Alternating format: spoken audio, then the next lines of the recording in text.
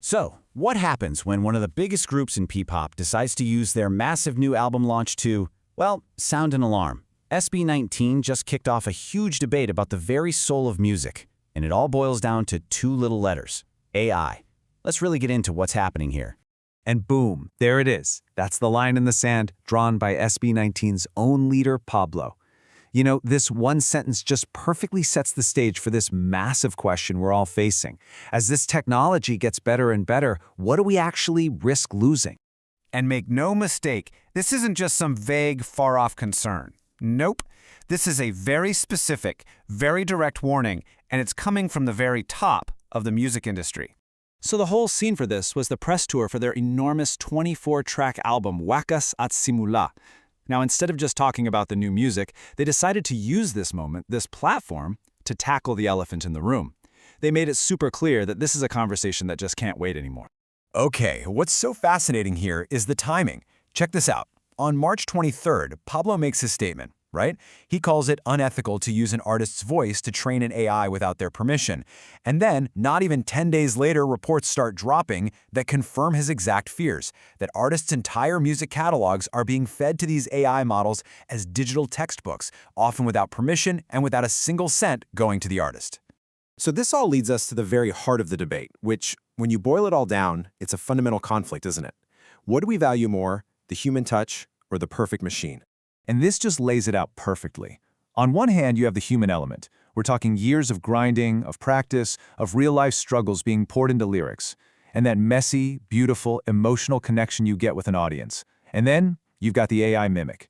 Instant creation, technically perfect beats, flawless vocals that never, ever miss a note. The big question is, can one of these ever truly replace the other?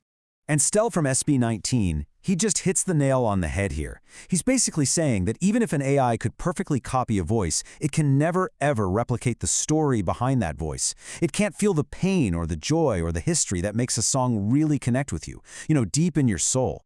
This is exactly the point. I mean, think about a song like Mappa. The power of that song comes from this incredibly genuine, heartfelt tribute to parents. It's a real emotion, a shared human experience. Could an algorithm that has never had a mother or a father ever truly write that song? I don't think so. And that's what's at stake. So this whole debate is actually forcing a massive shift across the entire music industry. What we think of as valuable in music, it's literally changing right in front of us. You've got experts, people like Sherwin Palayo from the Analytics and AI Association, and they're all pointing to this idea of authenticity as the new currency. Think about it. When AI lets anyone make a song sound polished and professional in just a few clicks, that technical skill, it's not the main selling point anymore. Exactly.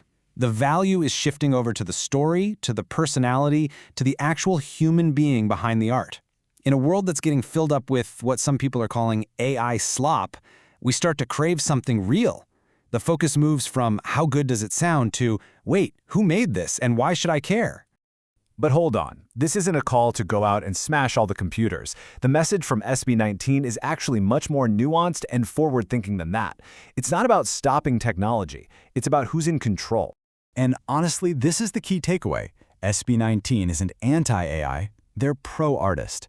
The conversation is moving past a simple humans versus AI fight. The new reality is that artists who learn how to use AI ethically as a tool, they're the ones who are going to have the advantage. The real goal is for artists to be driving the technology, not getting replaced by it. So, what can we do about all this? Well, this is where we, the listeners, really come into play. By streaming and buying original music, we send a really clear economic message. When you see those weird AI edits that just feel wrong, speak up about it. Champion the artist's real stories, because at the end of the day, we tell the industry what we value with our attention and our wallets. Which really just leaves us with this final question to think about.